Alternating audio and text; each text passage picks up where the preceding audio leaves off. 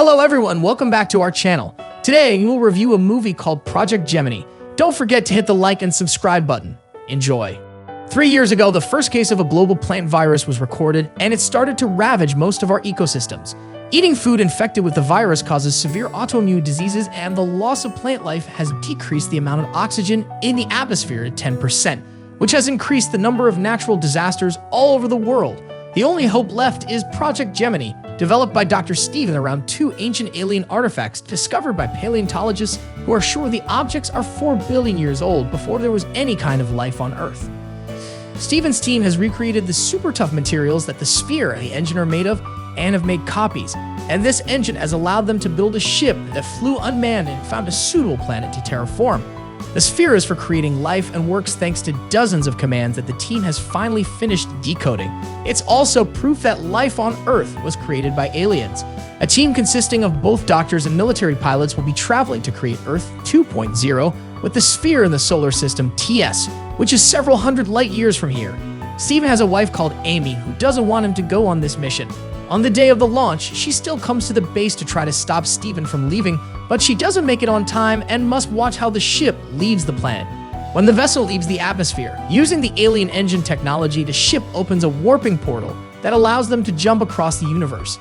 However, as soon as they make it to the other side, the systems indicate an error. They haven't arrived at TS, they're somewhere unknown.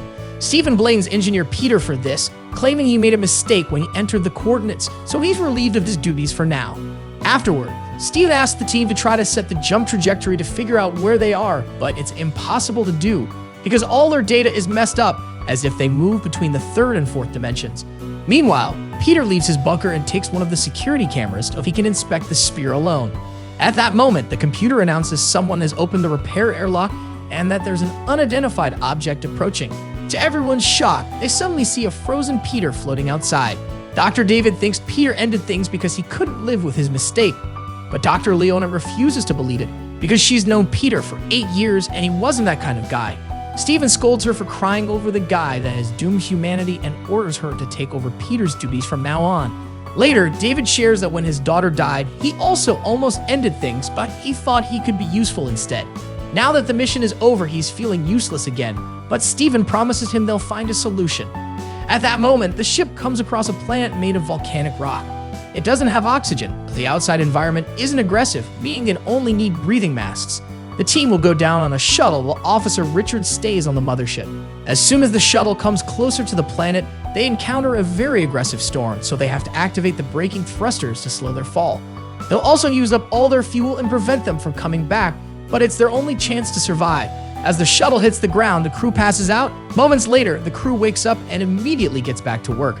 The shuttle hasn't received critical damage, but the fuel is low and they're stuck here. Steven doesn't see the problem with this because they came to stay for 4 years, and even if they didn't land on the spot they wanted, he's sure they can use one of the huge caves as a dome for the sphere to be launched in. Meanwhile, in the hidden corridors of the shuttle, a weird goo drops off the walls. In the mothership, Richard does an inspection of the other rooms and finds this goo as well together with the missing camera. Once everyone is properly suited up, the crew takes the sphere to the nearest cave and activates it successfully.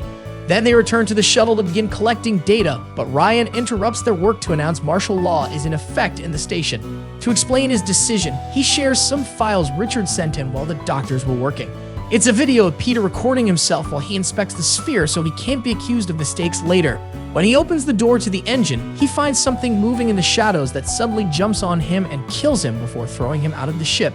The camera can't capture the shape of this creature, but Richard explains he's checked all the footage and that alien has been with them since they left Earth because it traveled inside the sphere like a Trojan horse. It probably caused the failure during the jump, but it's not on the mothership anymore. It's gone down to the planet with the shuttle.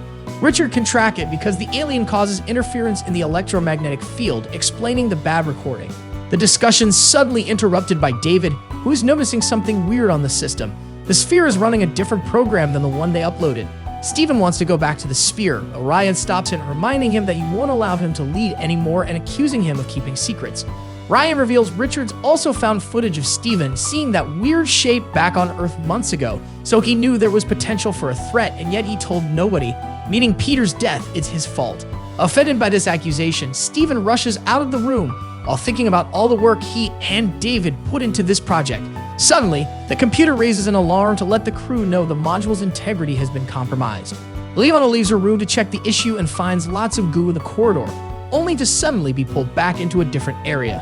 It's Frank, who informs her the alien has made a hole in the low deck and now is in the lander. Very carefully, the pair makes their way to hide in the lab, where it's getting very hard to breathe.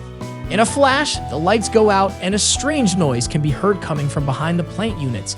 This means the alien is here, so Frank pushes Leona out of the room, and as she runs down the corridor, she can hear Frank's screams while the alien kills him. Leona meets with the rest of the team in the control room and tells them what happened, prompting Ryan to scream at Steven for bringing the alien back with him. The creature entered by making a hole in the hull. It also misdamaged the generator and the cameras aren't working, so they've lost contact with Richard and don't have visuals on the rest of the ship. Their only solution is to make to go to the backup generator and reconnect everything, which is extremely difficult to pull off if they can't track the creature, prompting Steven to volunteer to go since it's his fault. With his weapon out, Steven carefully makes his way to the generator and manages to bring back the communication system. The team can track the alien now and warns Steven that it's near him, but as soon as Steven tries to leave, he begins hearing those noises. Luckily, Ryan thinks fast and drags him back into the control room by using a metal rope. Then the team makes a plan together to smoke the alien out of the ship. Moments later, the team finds Frank's body, and while Leona decides to end things for herself because of her grief, this makes Steven remember her last argument with Amy, who accused him of having a savior complex before throwing her bracelet away. Steven continues to do his research in the lab and gets a theory that Richard confirms when he checks the travel logs. They didn't jump through space, they jumped through time. They're still on Earth, but 4 billion years in the past before life existed. And the cloned sphere they brought is the same one the paleontologists find later in the future.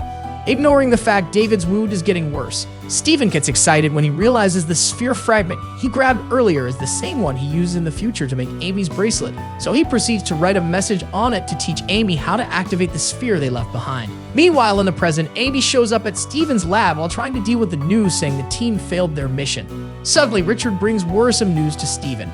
Ryan is preparing explosives to blow up the sphere and has turned off his radio to avoid complaints. Steven asks Richard to reopen the airlock so he can get out, and as soon as he finds Ryan with the bombs, he begins explaining they can make a better plan than this. Their conversation's interrupted by a shot that kills Ryan out of the blue. It's David, who's escaped through the airlock and has gone deranged because of the infection, making him think the alien has chosen him to help it make things right because humans are a malfunction from the sphere. Steven throws Leona's Rubik Cube at the wall to distract David and lands a shot on him, prompting David to run away wounded.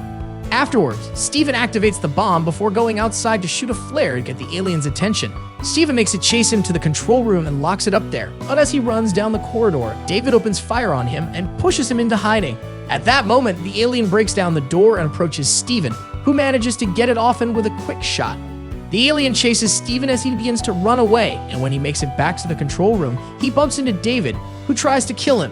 His actions are stopped by the alien showing up and killing him first, giving Steven the chance to run out of the shuttle right before the bomb finally explodes and kills the beast. Steven passes out outside for a few seconds and is woken up by Richard trying to contact anyone alive. Richard wants to come to save him, but the storm is too strong and Steven tells him to stay back while he returns to the cave to use the sphere. Meanwhile, in the present, Amy finds her bracelet again and finally notices the message, so she uses it to activate the sphere as well. At that moment, husband and wife meet again in a fusion of past and present, and Steven hurries to share the formula for the vaccine before expressing his love right as the connection ends. Steven dies in the cave because of the lack of oxygen, and Amy cries when she understands she's a widow now. Many months later, Amy is raising a very healthy baby thanks to the vaccine that is now helping the Earth to become a better place. Here we come to the end of our video. Please like, share, and subscribe, and hit the bell icon so you never missed any of our video. Thanks for watching.